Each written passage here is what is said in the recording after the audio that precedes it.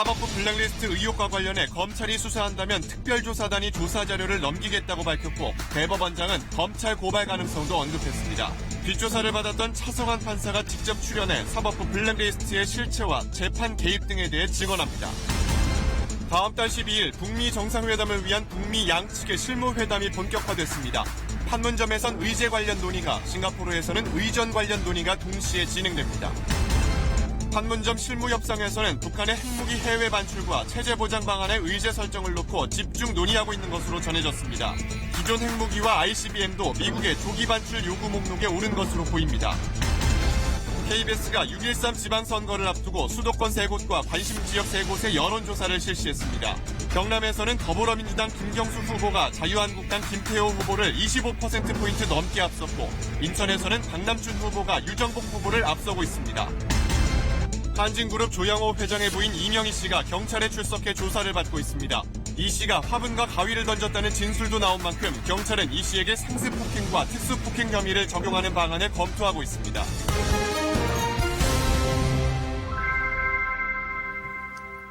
여러분 안녕하십니까? 5월 28일 월요일 KBS 9시 뉴스입니다. 박근혜 정권 당시 법원행정처의 사법행정권 남용 의혹, 즉 판사들을 사찰하고 재판에 개입하려 했다는 의혹이 일파만파로 확대되고 있습니다. 대법원이 자체 조사 결과를 검찰에 제공할 뜻을 밝혔고 이럴 경우 검찰이 법원을 조사하는 사상 초유의 사태가 벌어질 수도 있게 됐습니다. 오늘 첫 소식 김유대 기자입니다. 사법행정권을 심각하게 남용했다. 하지만 형사 책임을 묻긴 어렵다. 지난주 특별조사단이 내놓은 조사 결과입니다. 주말 동안 법원 안팎에서 비판 여론이 들끓었는데 아침 출근길 김명수 대법원장은 조사단과 다른 입장을 밝혔습니다. 그 관련자들에 대해서 검찰 수사를 맡기실 생각이 있으십니까? 결론을 여기서 말씀드리긴 어렵지만은 방금 말씀하신 그런 부분까지 모두 고려하겠습니다. 고발까지도 검토하겠다는 겁니다. 법원 내부에선 관련 의혹들에 대한 법리 검토에 들어간 것으로 전해졌습니다. 특히 조사단이 대단히 부적절하다고 비판한 통합진보당과 종교조 사건 판결 등이 대상인 것으로 알려졌습니다.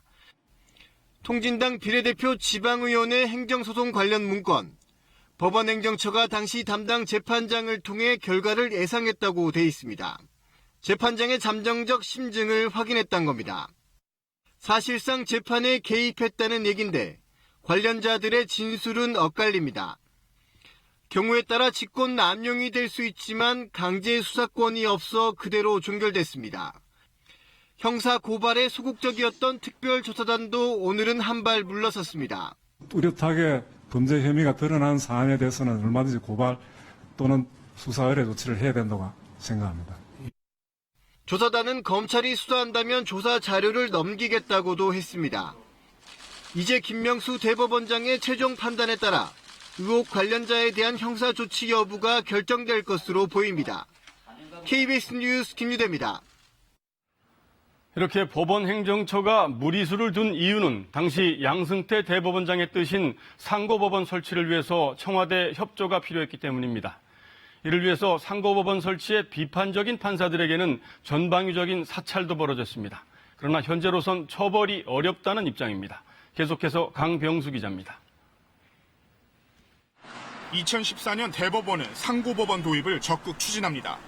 중요 사건만 대법원이 판결하고 간단한 사건은 상고법원이 최종심을 맞자는 겁니다. 이제는 감당하기 어려울 정도로 많아져서 한계를 넘어선 것이 현실입니다. 하지만 고위법관용 자리 늘리기라는 판사들 비판이 잇따랐습니다. 그러자 법원행정처가 문제 판사 조사에 나섭니다. 판사 개개인에 대한 평가와 성향, 심지어 개인사까지 조사했습니다. 사법행정의 불안 요소인 문제법관들에 대해 선제적으로 대응한다는 겁니다. 모두 임종원 전 법원행정처 차장의 지시였습니다. 또 다른 문서에선 비공식적 방법까지 최대한 동원해 판사 정보를 수집하라, 드러나면 법관 사찰, 재판 개입 등 큰 반발이 예상되니 철저히 보안을 유지하라고 돼 있습니다. 상고법원 반대 의견을 주간지에 기고한 차성환 판사는 가장 뒷조사 수위가 높았습니다. 차 판사의 성격과 스타일, 가정사는 물론 다른 판사와 주고받은 이메일까지 조사당했습니다. 심지어 차 판사의 개인적인 돈거래 내역까지 들여다봤습니다. 네, 이러한 사찰 행위는 사법행정권에 남용이 결부된 직권남용죄 등에 해당될 가능성이 있으므로 철저한 수사를 통해 그 혐의 여부를 밝혀내야 할 것이고 특별조사단은 뒷조사 행위를 처벌하기는 어렵다는 잠정 결론을 내렸습니다. 형사상 처벌 조항이 없다는 이유입니다. 차 판사 등 사찰 대상 법관들은 대법원장의 특별한 조치가 없다면 관련자들을 고발하겠다고 말했습니다. KBS 뉴스 강병수입니다.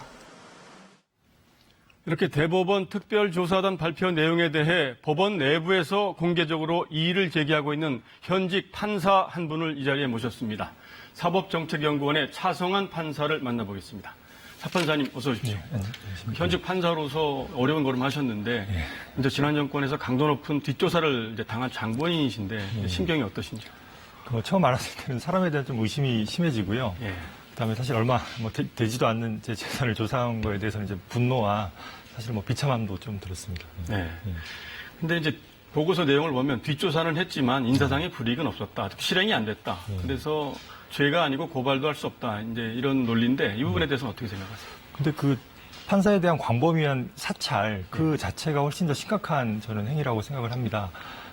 반대 목소리를 내는 판사들의 표현의 자유를 억압하고 그다음에 그런 단체들을 축소 해체하려고 했던 것 그거 자체가 심각한 불이익이라고 생각합니다.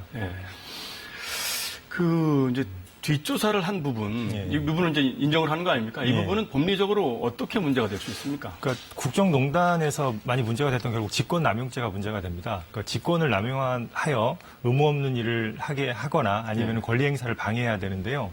예를 들어서 저 같은 경우는 그런 거를 통해서 또 단체 같은 경우는 그런 거를 통해서 표현의 자유를 억압당하지 않습니까? 그런 것들이 권리 행사를 방해당하는 것이고 그리고 심의관들은 사실 자기가 그런 위법한 보고서를 작성할 의무가 없거든요. 근데 그런 의무 없는 일을 함으로써 그런 직권남용죄의 구성요건을 충족할 가능성이 있다고 생각을 합니다. 제가 판사로서 유무죄의 확신까지는 아니지만 검찰 수사가 필요한 정도는 분명히 존재합니다. 그러면 차 판사님 이외에 본인과 성향이 비슷한 다른 판사님들도 이런 인사상의 불이익이라든지 또는 뒷조사라든지를 받은 게 혹시 있었나요? 네, 예를 들어서 특히 이제 인사모라는 조직이 있는데요. 거기 있는 판사들은 많이 당했고 심지어는 검토 보고서에 이분들에 대해서는 선발성 보직이나 해외 연수 선발에 있어서 정식의 인사상 불이익을 주자는 검토까지 있었습니다. 근데 이제 인사총괄심의관실에 그 추가 자료를 요청을 했는데 그쪽에서 거부를 했는데 그런 자료들도 확인하지 않고 불이익이 없다는 결론을 내렸고 그리고 사실 또 그런 분들 소위 찍힌 판사들 같은 경우는 형사재판 특히 이제 서울중앙의 민감한 형사재판은 담당하지 못한다는 그런 루머가 사실 많이 돌았거든요. 그런 부분들도 조사가 안 돼 있기 때문에 인사상 불이익도 없었다고 단정할 수는 없다고 생각을 합니다. 그렇군요. 그러면 이런 부당한 일을 저지른 분들에 대해서는 어떤 조치가 이루어져야 한다고 보십니까? 그러니까 법에 따라서 합당하게 직권남용죄 그리고 그 여러 가지 범죄 행위에 대해서 수사 의뢰와 처벌이 필요하다면 이루어져야 된다고 생각을 합니다. 이제 판사 사찰도 문제지만은 더 심각한 건 재판 개입인데 그 보고서 내용을 보면 예측 불허의 돌출 판결이 선고되지 않게 조율을 한다고 돼 있거든요. 이 부분을 재판 개입이라고 해석을 하는 건가요? 어떻습니까? 그러니까 예를 들어 심의관이나 총괄 심의관이나 실장 이런 사람들이 직접 한다든가 아니면은 아는 동기 판사 이런 걸 통해서 재판장이나 주심 판사에 전화해서 물어보는 거죠. 사건이 잘 진행되냐, 그리고 어떤 게 문제냐, 선고를 언제 할 거냐 이런 사실은 재판부만 알 수 있는 그런 어떤 비밀스러운 정보를 빼내서 예측 가능성 있는 판결을 확보하는 것 그런 행위 자체가 재판 개입에 해당할 여지가 있다고 생각을 합니다. 그렇군요. 좀 구체적으로 더 들어가 보면 원세훈 전 국정원장 선거법 관련 사건 같은 경우에 보면 대법원 판결이 나오기도 전에 그 법원행정처가 해당 재판장한테 전화를 사전에 검토 보고서를 냈다고 하죠. 이런 부분도 재판에 개입이 됐다 이렇게 보시는 거죠. 그러니까 이게 영화에서 보듯이 대법원장이나 행정처 고위 법관이 재판장한테 전화해가지고 이렇게 해 저렇게 해 사실 저희 법원이 그 정도 수준은 아닙니다. 근데 이제 다만 세련돼진 방식이 있는 거죠. 그러니까 재판을 담당하지 않고 사법 행정을 담당하는 그런 심의관들을 통해서 재판 내용에 관한 검토 보고서를 만든 다음에 그것을 직간접적으로 재판부에 이제 전달하는 방식을 쓰는 거죠. 이제 그걸 통해서 재판에 큰 영향을 미칠 가능성이 분명히 존재한다고 생각을 합니다. 그 통진당 사건 같은 경우 보면 네. 법원행정처 고위 간부가 해당 네. 재판장한테 전화를 해서 판결에 대해서 이런저런 의견을 개진했다고 되는데 이것도 재판에 개입을 했다고 보시는 거죠? 그러니까 뭐 사실 법관 윤리 강령상 그 판사가 다른 판사의 그런 진행 내용에 대해서 그렇게 확인하는 것 자체가 허용되지 않는다고 볼 수 있고 네. 그다음에 선진국에서 이런 거는 사실 상상하기 힘듭니다. 그래서 그런 것들은 뭐 전화 변론 이런 규제 입법이 부족하기 때문에 발생하는 일인데 네. 그런 부분들에 대한 입법적 해결이 필요하다고 생각을 합니다. 예. 그러면 이제 또 다른 형태인데 재판 절차를 지연시키거나 선고 날짜를 지연시키거나 이런 것도 재판 개입에 해당된다고 보십니까? 그러니까 이게 너무 재판 결과에만 이제 사실 관심을 가지는 것도 문제라고 생각을 하는데요. 사실 네. 판사로서 재판을 하다 보면 언제 판결을 선고할 것인가, 이 진행 속도를 빠르게 할 것인가, 늦게 할 것인가, 이것도 되게 중요한 그런 경우가 발생합니다. 근데 이제 그런 것들에 대해서 영향을 미치려고 하는 것, 그것도 당연히 재판 개입이고 따라서 그거는 법관이 독립해서 정해야 될 부분입니다. 특히 뭐 청와대 같은 데다가 선고기일 우리가 뭐 변경해 줄 수 있다, 이런 식으로 악용될 수도 있고요. 네, 그렇군요.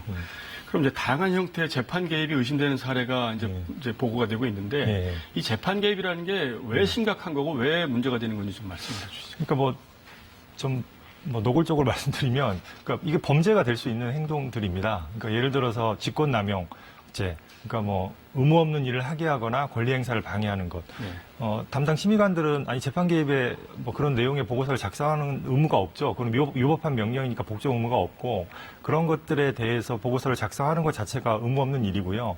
그다음에 재판장이 재판의 독립에 따라서 자신이 독립적으로 해야 될 그런 부분들에 대해서 관여받는 것, 그거 자체가 권리 행사 방해로서 문제되고 그런 민감한 어떤 심증, 그다음에 어떤 선고기일 이런 정보가 나가는 거는 직무상 비밀로 누설로서 평가될 여지가 충분히 있습니다. 네, 그렇군요. 지금 이제 세 차례에 걸쳐서 지금 조사를 한 거 아니겠습니까? 그렇죠. 근데 세 차례 다 그 양승태 전 대법원장이라든지 당시 법원행정처장에 대해서는 조사가 안 이루어졌는데 이 부분들에 대해서는 어떻게 조치가 이루어져야 된다고 보십니까? 그러니까 뭐 그분들이 이걸 보고 받았는지 여부는 계속 제대로 조사가 안 되는데요. 뭐 저도 알 수는 없습니다. 뭐 보고서에 일부 전 행정처장에게 보고됐다는 게 뭐 일부 보고서에 있는데 바로 그런 부분들을 확인하기 위해서라도 그 수사가 필요하다고 생각을 합니다. 그렇군요. 이렇게 그 판사 사찰이라든지 재판 개입이라든지 이거 한 분들도 다 판사들일 텐데 이분들은 어떻게 처리가 돼야 된다고 보세요? 그러니까 뭐 실장, 총괄심의관, 뭐 사실 제가 아는 분도 있습니다. 근데 그 10수명의 판사님들을 보호하기 위해서 만약에 이걸 덮고 넘어간다면 사실 3,000명의 판사들이 묵묵히 일하고 있거든요. 그분들조차 다 불신당하고 사법부가 신뢰를 얻을 수 없습니다. 저도 마음이 안타까운 면은 있지만 저희가 법에 따라서 원칙대로 처리해야 된다고 생각을 합니다. 네, 그렇군요. 마지막으로 그 이번 조사단 결과에 보면 비공개 문서가 있다고 하던데 이 부분도 공개가 돼야 된다고 보십니까? 어떻습니까? 그러니까 뭐 예를 들어서 청와대의 민주적 정당성 부여, 뭐 세월호 사건, 뭐 적정 배당 방안, 그다음에 뭐 조선일보 첩보 보고. 그러니까 왜 행정처가 이런 내용의 문건을 작성하는지 제목만 봐도 좀 의구심이 드는 문서들이 있습니다. 그래서 사업행정권 남용의 의심이 있기 때문에 그런 부분들에 대한 조사가 필요하다고 생각을 합니다. 네, 그렇군요. 오늘 시간 관계상 여기까지만 듣도록 하겠습니다. 지금까지 사법정책연구원의 차성한 판사였습니다. 오늘 말씀 고맙습니다. 감사합니다. 지금 판문점에서 어떤 논의가 이루어지고 있을지에 관심이 모이는데요. 워싱턴 다시 한번 연결하겠습니다. 박유한 특파원. 네, 아무래도 비핵화와 체제 보장 방안이 핵심 의제겠죠? 네, 물론입니다. 미국은 비핵화를, 북한은 체제 보장을 이루어내는 데 주력할 텐데요. 특히 북한의 체제 보장과 관련해서 어떤 얘기가 오갈지 짐작을 할 수 있게 하는 얘기를 이 폼페이오 미 국무장관이 상원 청문회에서 했습니다. 먼저 직접 들어보시죠. He and I spoke about what assurances were going to be provided to him. These were assurances that would clearly have to be capable in the same way that we're demanding a permanent, irreversible denuclearization, verifiable denuclearization. 미국이 이 비핵화와 똑같은 방식으로, 다시 말하면 영구적이고 되돌릴 수 없고 검증 가능한 방식으로 북한의 체제를 보장해 주겠다는 얘기여서 북한이 큰 관심을 보일 듯합니다. 네, 체제 보장을 영구적이고 되돌릴 수 없는 방식으로 한다. 어떤 식으로 이루어진다는 거죠? 네, 이 폼페이오 장관이 그런 체제 보장 방식에 대해서도 명확히 밝혔는데요. 직접 들어보시죠. It is our intention to achieve an agreement that would be put before the United States Senate. That's our goal. 네, 북미 간의 합의가 이루어지면은 그 합의를 미 상원에 조약 형태로 제출해서 동의를 받겠다는 겁니다. 이번에 트럼프 정부가 이란 핵협정을 파기해서 북한의 의구심을 키웠다는 분석이 있는데요. 이 이란 핵협정은 의회의 동의를 받지 않은 거였습니다. 이와는 달리 체제 보장을 비롯한 북미 간 합의는 의회 동의를 받아서 되돌릴 수 없게 하겠다는 얘기인데요. 지금으로서는 미 의회도 동의할 가능성이 크다, 이런 전망이 우세합니다. 자, 그럼 북한의 비핵화 방법에 대해서는 어떤 얘기들이 나옵니까? 네, 기본적으로 미국은 일괄 타결을 요구하고 있는데요. 그러면서도 트럼프 대통령은 이 물리적인 시간을 이유로 단계적 비핵화의 필요성은 인정하고 있습니다. 다만 속도는 빠르게, 즉 신속한 단계적 비핵화를 얘기하고 있습니다. 물론 북한은 가능한 한 비핵화 초기에 이 대북 제재 완화라든지 체제 보장 같은 보상이 이루어질 것을 요구하고 있을 텐데요. 어떻게 접점을 찾을지가 관건일 듯합니다. 네, 그래도 그 접점은 정상들이 만나야 정해지겠죠. 그렇죠. 이 실무회담은 어디까지나 의제 조율을 위한 사전 접촉입니다. 트럼프 행정부도 이 실무회담에서 당장 비핵화에 세부 합의가 이루어질 거라 이런 환상은 갖고 있지 않다고 뉴욕타임스가 또 보도를 했고요. 다만 북미 양측의 최고 전문 관료들이 만난 자리여서 정상들 간의談판이 보다 수월해질 수 있도록 간극을 최대한 좁힐 거라는 관측이 나오고 있습니다. 워싱턴에서 전해드렸습니다. 네, 보신 것처럼 미국의 움직임이 빨라지고 있습니다. 판문점 실무 협상에서는 북한의 핵무기 해외 반출과 이에 상응하는 체제 보장 방안을 협상하고 있는 것으로 전해졌습니다. 이번 실무 회담에서 논의되고 있는 내용들 유지양 기자가 분석했습니다. 미국 북핵 협상팀은 협상장인 판문점 통일각과 서울 미 대사관을 오가며 북측과 줄다리기를 이어가고 있습니다. 숙소로 이용 중인 광화문 일대 호텔에선 일부 미국 관계자들의 모습이 포착되기도 하는 등 상당히 분주한 모습입니다. 정부 관계자는 미국은 과거 실수를 반복하지 않겠다는 입장이 확고하다며 협상에 임하는 미국 측의 모습을 설명했습니다. 과거 6자 회담 당시 핵시설 폐기까지 합의했지만 핵무기와 핵물질을 폐기 못했기 때문에 미국 입장에서는 한꺼번에 폐기하는 일괄 타결 방안을 제시했을 가능성이 높습니다. 그러나 현실적으로 실행을 동시에 할 수는 없습니다. 미국은 그래서 북한 밖으로 먼저 반출 가능한 것은 보내자는 입장입니다. 그래서 조기 반출 대상으로 기존 핵무기가 먼저 거론되고 있습니다. 미 본토를 위협하는 대륙간 탄도미사일 ICBM도 미국의 조기 반출 요구 목록에 오른 것으로 보입니다. 반 또는 3분의 1 정도와 ICBM을 동시에 폐기한다면 짧은 시간 내에 그렇다면 상당히 좋은 결과를 낳을 수도 있다고. 플루토늄과 우라늄 등 핵물질과 핵시설 폐기엔 시간이 걸리기 때문에 트럼프 임기 내로 시한이 정해질 가능성이 있습니다. 또 다른 관건은 신고, 검증, 그리고 폐기로 이어지는 비핵화 일정과 방식에 대한 합의 문제입니다. 앞서 북한은 리비아식 핵폐기 모델인 선조치 후보상 방식에 반발하고 이른바 트럼프식 방식에 은근한 기대를 걸고 있다고 밝히기도 했습니다. 따라서 이번 협상에선 단계적 동시적 조치를 주장하는 북한의 주장이 어느 정도 수용되느냐 여부도 관전 포인트입니다. KBS 뉴스 유지양입니다. 북미 회담의 핵심 의제는 북한의 비핵화와 체제 보장입니다. 도대체 체제 보장이 북미 각국에게 어떤 의미인지 양국의 속내를 김경진 기자가 살펴봤습니다. 미국 트럼프 대통령은 북한이 핵을 포기하면 경제적 지원이 뒤따를 것이라고 여러 차례 강조했습니다. He will be happy. His country will be rich. His country will be hardworking and very prosperous. 하지만 북한은 우리의 기술과 자원으로도 남부럽지 않게 잘 살 수 있다면서 미국의 경제 지원에 대한 거부감을 드러냈습니다. 북한의 비핵화를 위해선 체제 안전 보장이 필수라는 분석입니다. 체제 안전을 보장하겠다라는 것에 대해서 확실히 신뢰할 수 있는가?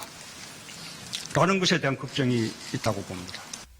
종전선언과 연락사무소 설치, 테러 지원국 해제, 그리고 북미 수교를 거쳐 평화협정 체결까지 불안감을 해소할 수 있는 확실한 장치가 필요한 겁니다.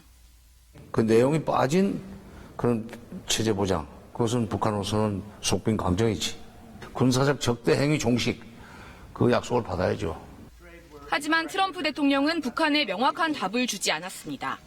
He will be safe. 북한이 핵을 포기하면 김 위원장의 신변을 지켜주겠다는 소극적인 답변만 내놓은 상태입니다. 이 때문에 체제 보장보다는 경제 지원을 통해 비핵화를 이끌겠다는 것 아니냐는 분석이 나옵니다. 미국도 속내는 복잡합니다.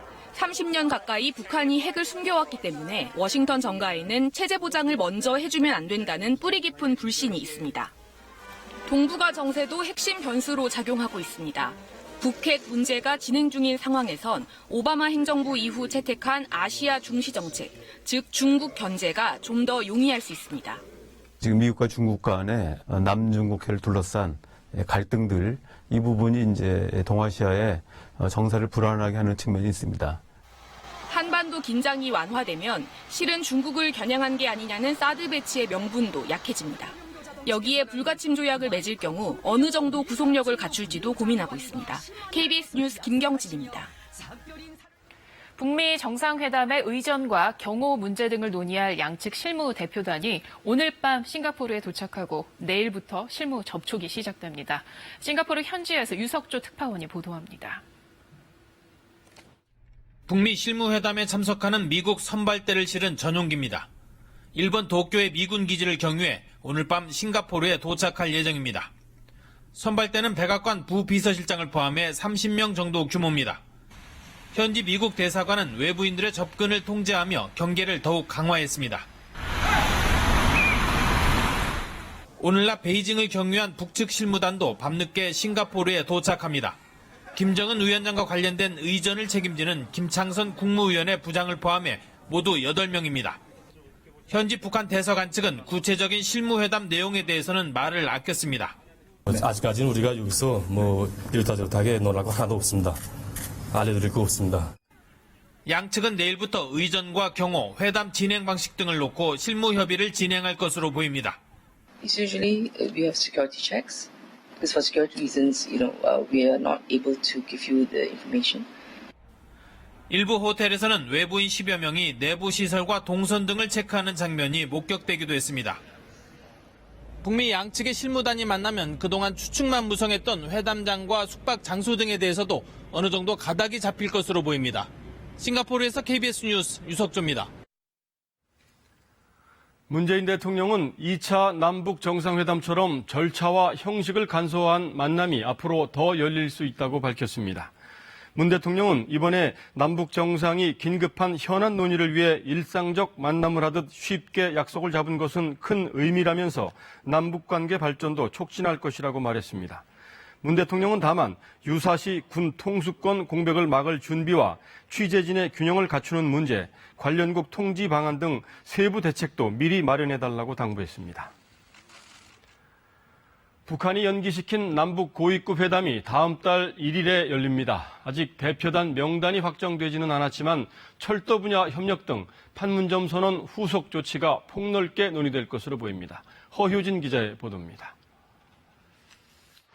풍계리 핵실험장 폐기 취재단이 원산에서 풍계리까지 가는 데 걸린 시간은 16시간.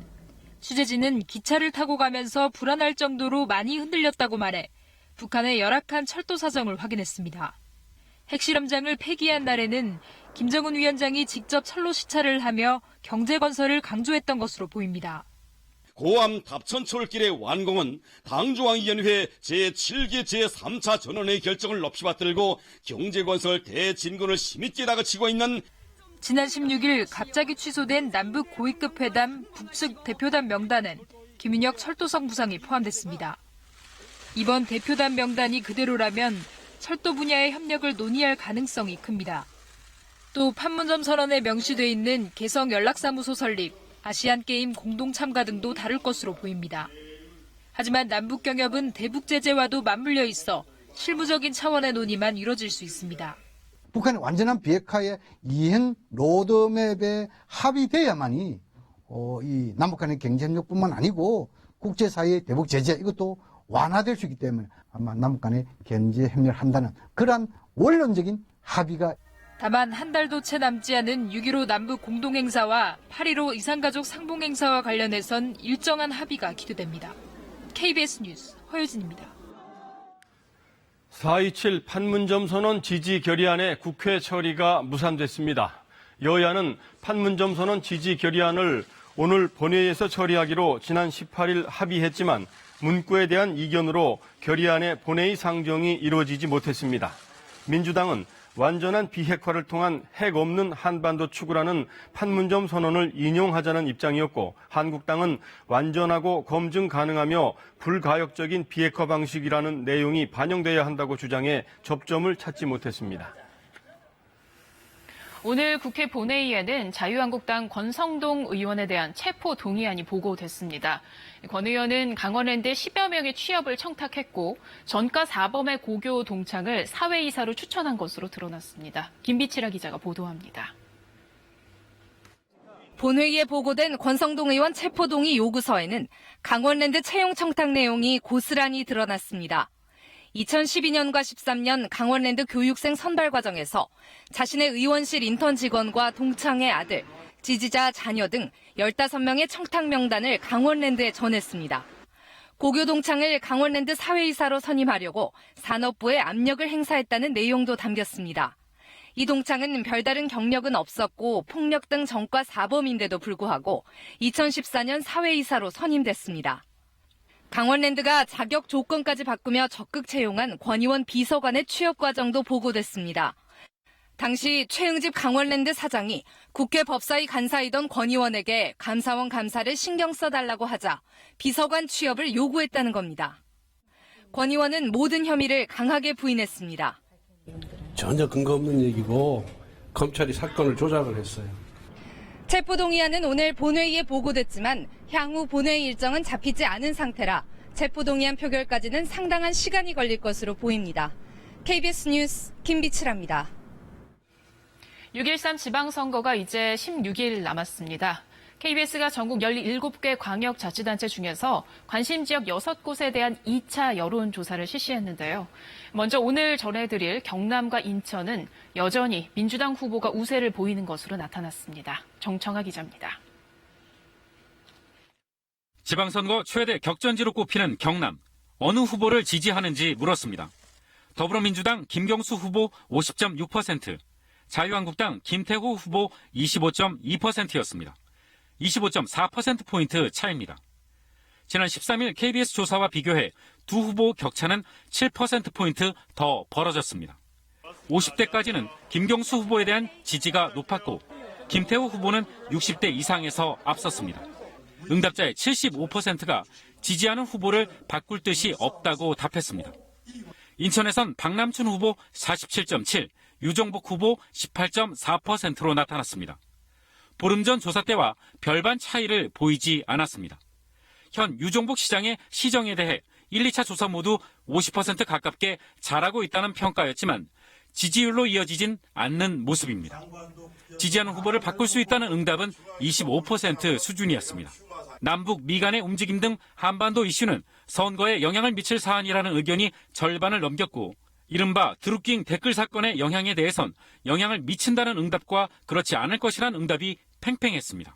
이번 조사는 KBS가 한국 리서치에 의뢰해 경남과 인천의 만 19세 이상 남녀 각각 800명을 대상으로 지난 25일과 26일 유무선 전화조사 방식으로 진행했으며 표본 오차는 95% 신뢰 수준의 플러스 마이너스 3.5%포인트입니다.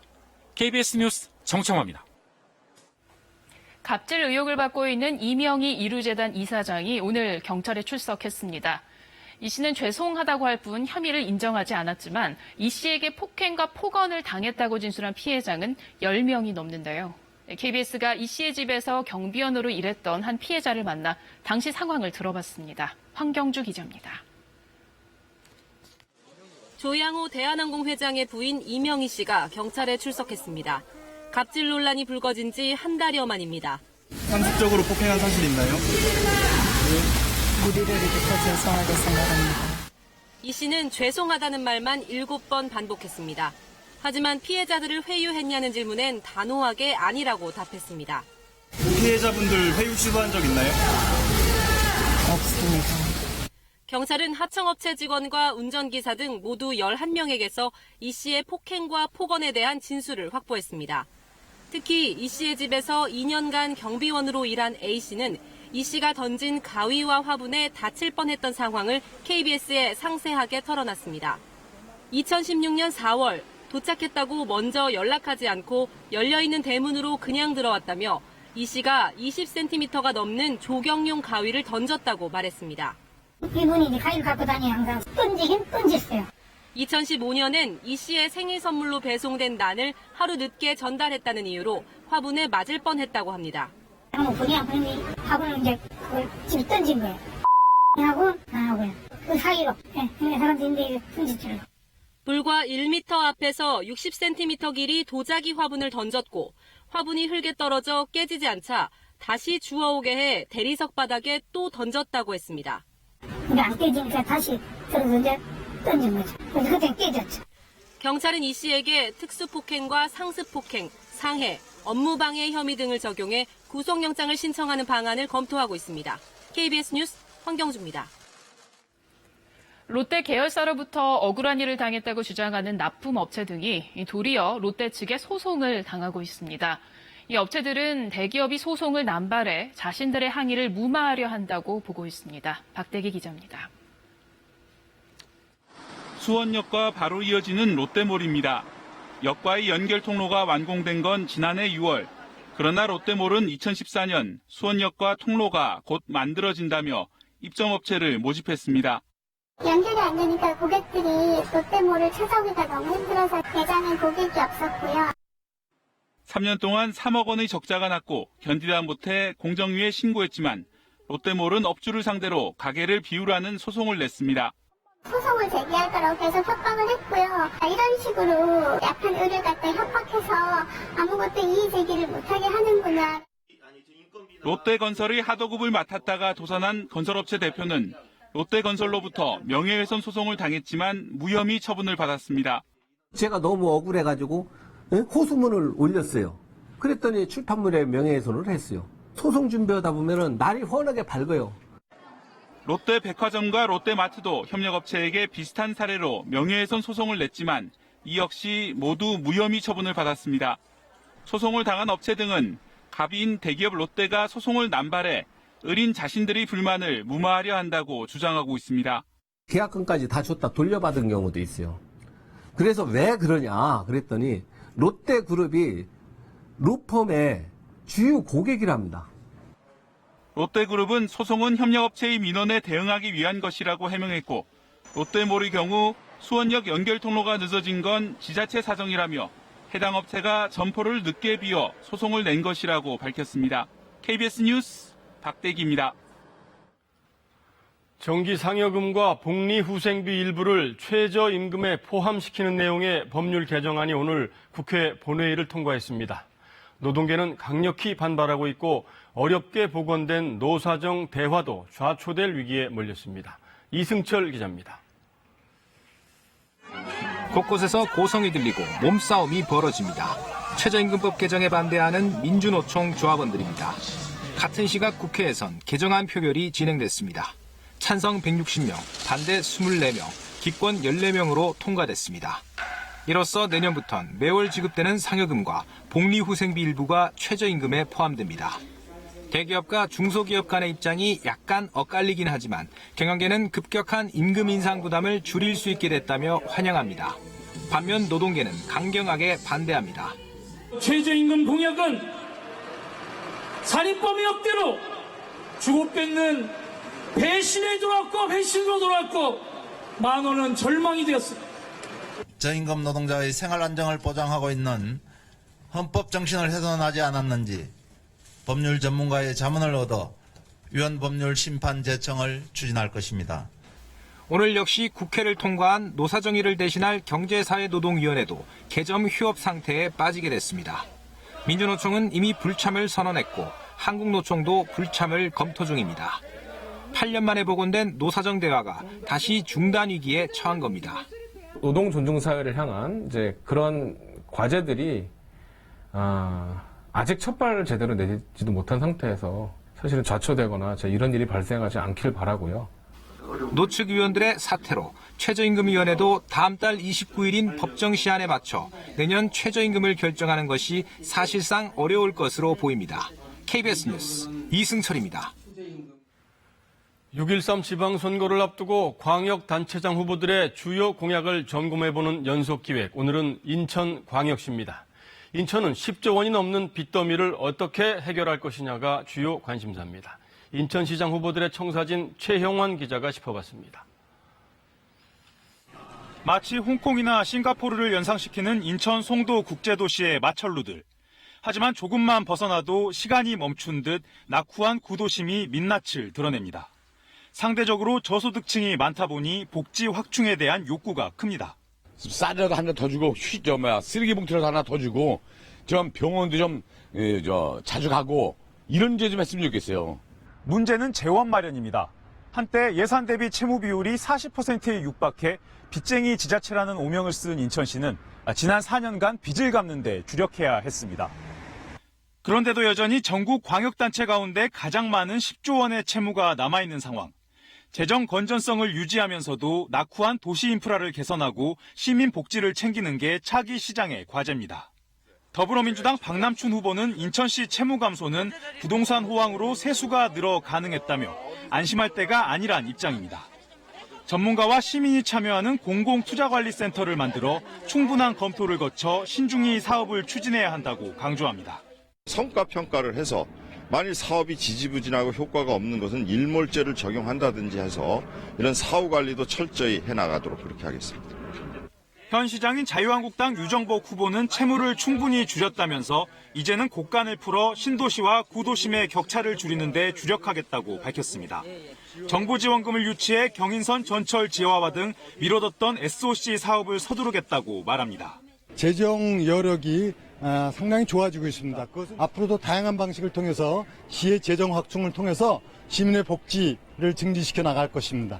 바른미래당 문병호 후보는 신혼부부에게 임대주택 1만 호를 지어주는 인천판 뉴딜을 통해 주거 문제와 경기 부양을 동시에 해결하겠다고 약속했고, 정의당 김웅호 후보는 청년 지원 예산 5천억 원을 확보하는 등 청년층과 여성, 노동자를 위한 인천시를 만들겠다고 밝혔습니다. KBS 뉴스 최영원입니다. 방탄소년단의 새 앨범이 미국 빌보드의 가장 인기 있는 앨범을 뽑는 차트에서 1위에 올랐습니다. 한국 대중가요 100년 역사에서 누구도 이루지 못한 일이고 빌보드 역사에 있어서도 획기적인 일입니다. 김수영 기자입니다. 방탄소년단의 정규 3집 앨범이 빌보드 200 차트 1위에 올랐습니다. 미국 최대 음악 잡지인 빌보드가 일주일마다 판매량 등을 집계해 발표하는 앨범 순위에서 정상에 등극한 것입니다. 둘, 셋, 자, 안녕하세요. 방탄소년단입니다. 막상 됐다는 소식을 듣고 나니까 진짜 실감이 전혀 안 나는 것 같아요. 정말 전 세계 모든 아미들한테 가장 감사드리고 모든 영광을 돌립니다. 한국 가수가 부른 우리말 노래가 빌보드 정상에 오른 건 사상 최초. 미국 본토 장르가 아닌 앨범이 1위를 차지한 것도 빌보드 사상 처음입니다. 2000년대 들어 한국 가수들의 진출이 늘었지만 대부분 100위권 안팎에 머물렀습니다. 싸이의 강남스타일이 주요 싱글곡 차트에서 2위까지 오른 게 최고 성적이었습니다. 아시아를 비롯한 비영어권 음악에 대해서는 대단히 또 폐쇄적인 곳입니다. 기존의 K-팝이라는 범주로 도달할 수 있는 어떤 한계, 그 임계점을 뛰어넘었다. 아시아에서 활동하다 미국으로 건너간 K-팝 스타들과는 달리 해외에서 먼저 인정받은 방탄소년단. 팝의 본고장에서 인정을 받은 데는 미국 젊은 팬들의 압도적 지지가 있었습니다. 완성도 높은 노래와 춤, 그리고 소셜미디어를 통한 솔직한 의사소통이 주요했습니다. 모바일 기술이 세계에 일으키고 있는 어떤 수평적 방향성으로의 변화와 방탄과 팬이 맺는 수평적 관계가 공명해서 생겨난 현상이라고. 가사에 담긴 메시지가 다른 아이돌 그룹과 차별된다는 평가도 나옵니다.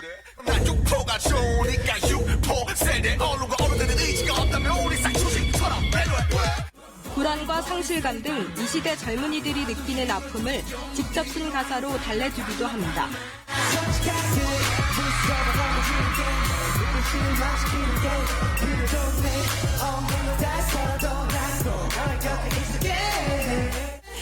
전 세계 청춘들과 공감하며 함께 성장하는 방탄소년단. 한국 대중음악이 가지 못한 길을 열고 있습니다. KBS 뉴스 김정입니다. 간추린 뉴스입니다. 뇌물과 횡령 혐의 등으로 구속 기소된 이명박 전 대통령이 건강 상태 등을 이유로 오늘 열린 두 번째 재판에 출석하지 않았습니다. 재판부는 이 전 대통령 측에 다음 기일에 출석할 것을 요구하고 다시 불출석 사유서를 제출하면 출정 거부로 판단해 형사소송법 규칙에 따라 필요한 절차를 밟겠다고 밝혔습니다. 서울의 한 고등학교에서 최근 홍역 환자 3명이 잇따라 발생해 보건당국이 역학조사에 들어갔습니다. 홍역 확진 판정을 받은 학생 3명은 같은 반으로 모두 예방접종을 마쳤음에도 홍역에 감염된 것으로 확인됐습니다. 증명사진을 찍으러 온 여대생 등을 몰래 촬영하고 상습적으로 추행한 사진사가 경찰에 적발됐습니다. 23살의 이 남성은 서울 서대문구의 한 사진관에서 일하며 여대생 등 고객 215명의 신체 일부를 촬영하고 옷매무새를 잡아주는 척하며 상습적으로 추행한 것으로 드러났습니다. 간척 사업의 영향으로 지난해 우리나라 국토 면적이 서울 여의도 면적의 약 8배인 24제곱킬로미터 증가한 것으로 나타났습니다. 지난 10년간 농경지와 녹지는 각각 4%와 1% 줄었고 도시시설과 교통기반시설 토지는 각각 22%와 19% 증가한 것으로 집계됐습니다. 대진 침대에서 교환해준 새 매트리스에서도 기준치를 넘는 라돈이 검출됐다는 보도 지난주에 전해드렸는데요. 원자력안전위원회가 이 침대의 방사선 피폭량을 측정해보니 법정 기준치의 4배가 넘었습니다.